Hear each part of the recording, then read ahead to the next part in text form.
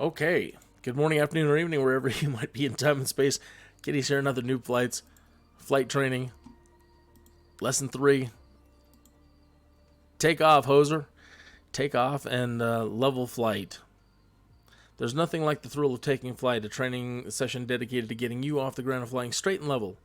Taxi into position and take off, manage attitudes and power to fly at different speeds, accelerate, decelerate at level attitude, refine aircraft handling skills. 7 minutes. Sedona, Arizona. 55 knots. They want us raising the nose and climbing at 75 knots. I'm going to kill my mic so instructor Jess, Mel can take over.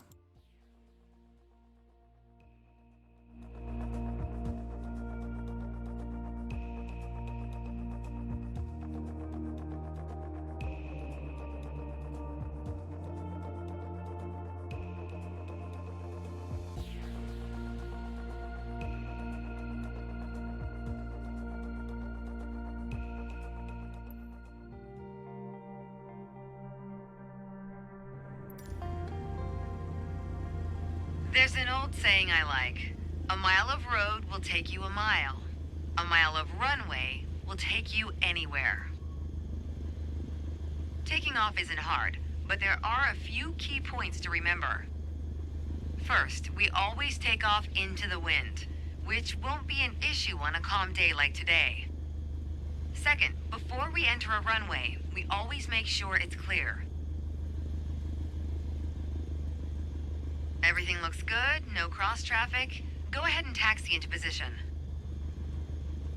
The rudder pedals should make steering the plane pretty easy.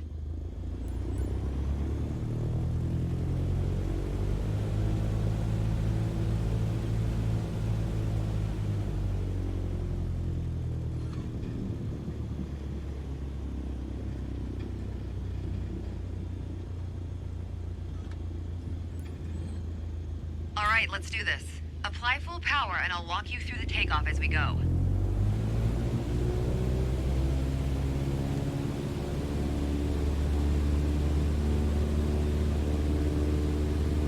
Use your rudders to stay on the center line and keep pushing power until you reach 55 knots.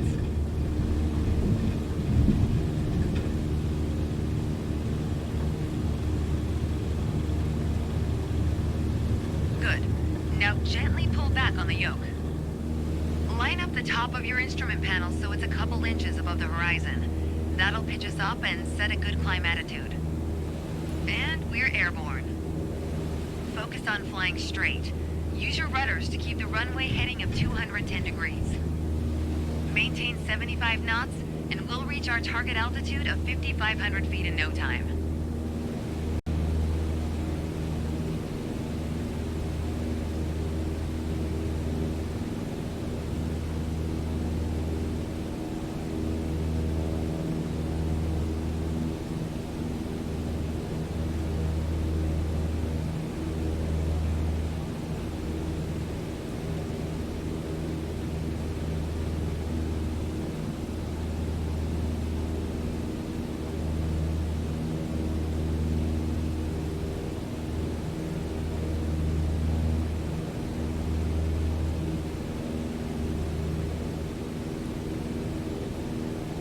Ah, 5,500 feet. A nice, safe altitude for part 2 of our lesson. Straight and level flight. First step here is adjusting our attitude. We're in a cruise attitude, pushing max power. To stay level at our target altitude, let's start by easing the throttle back to 1,800 RPMs.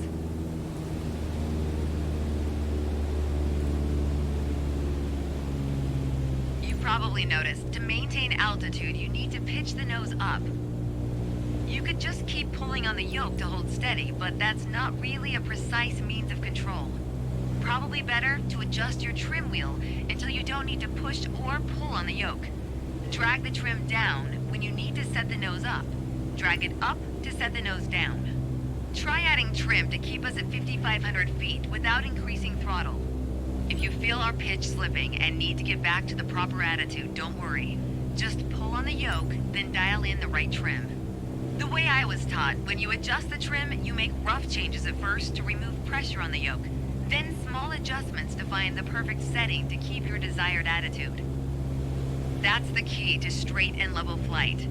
It saves you from constantly pushing or pulling on the yoke.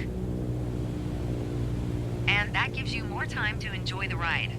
If you want more practice using the trim, go for it. Whenever you're ready to pass the controls, I'll be here. All right, so you're going to want to set up your trim controls on your joystick. I love having my... Let me turn down the background here. I love having my trim settings set on the trigger button. I know, that's me though. Do it as you like. But I use the trigger button for up, and I use the thumb button for down, because you always seem to be finagling with your trim wheel. That's the trim wheel. You should definitely get used to knowing what that is in an airplane. So as I'm using my trigger button and thumb button, or you come in here and manually adjust this thing, you can use your mouse wheel. All right, so what she's talking about, let's not crash into a mountain here. Holding the joystick in the level and straight, if you let go sometimes, the nose will want to climb or fall. That's what she's talking about, either relieving the pressure or actually you're increasing the pressure. So right now the nose wants to fall. So I'm pushing my trigger button, and that's moving little surfaces on the wings, and it's making the nose rise. If I keep pushing it, the nose will keep climbing like this.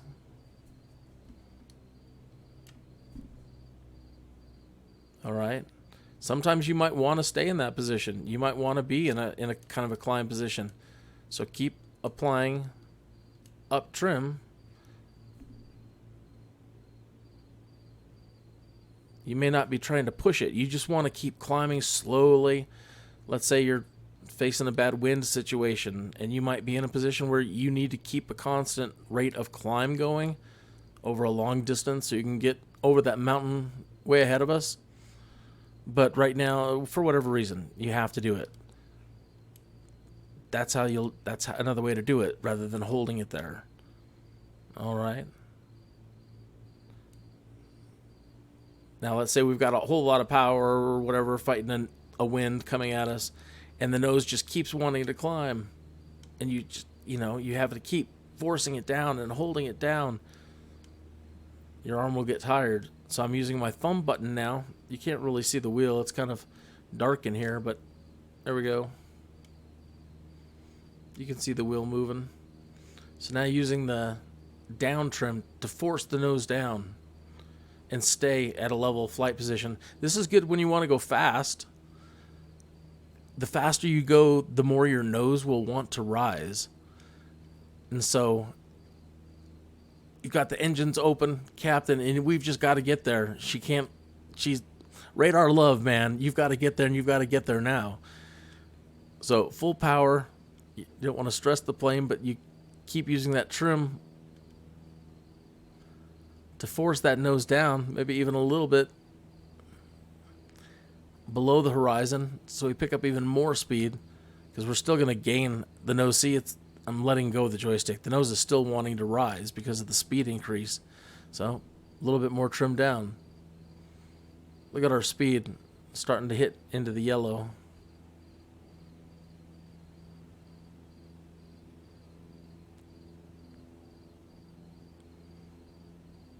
I'm no expert. I love flying at slow speeds, actually, and conserving as much fuel as possible and see how far I can fly. I'm starting to want to do endurance. I've never been able to really do the Microsoft Flight Simulator racing stuff. I've never really understood the racing airplanes, and I'm looking forward to somebody out there posting racing videos, even old FSX videos, so I can go back and actually enjoy those racing missions. Because I don't get it. I'm doing something wrong. I'm blowing up the engine all the time, smoking everywhere. I just don't got that natural zen like some of you. All right. So You can do the same with your rudder trim. You can do aileron trim and rudder trim. I feel like I'm speaking really loud because it's really loud in my headphones. I'm sure if I turn my headphones down, I won't be talking so loud, man. You can do the same with your rudder. I've got my rudder trim set up to my thumb, on thumb top buttons, and ailerons on the buttons above that. So I'm going to apply, that's something right there. That's where Asobo set multiple options for keys. So even though I've set it to do right rudder trim, it's still toggled in there to kill the power watch. Darn you, Asobo. Let me set my own keys. Especially noobs. With a noob, you're setting all these options for noobs, and they just need to learn this basic stuff. I mean, just learning how to set all your basic controls as fast as possible is the first lesson that we should learn. Okay, so let me get my nose back up and try the left trim. So let's say you've got a wind pushing from one side that keeps pushing you off course. You need to know how to use this to adjust your rudder trim so that you are, turning into the wind to stay on course. So I'm applying a lot of left rudder right now. And the aileron trim, here's aileron trim right.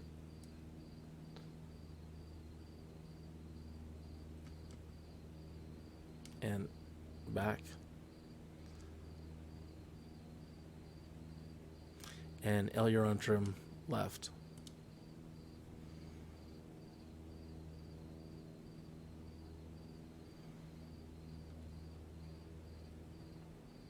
So like instructor Jessmel said, you want to become incredibly proficient at getting your plane into the configuration that you need it to be in.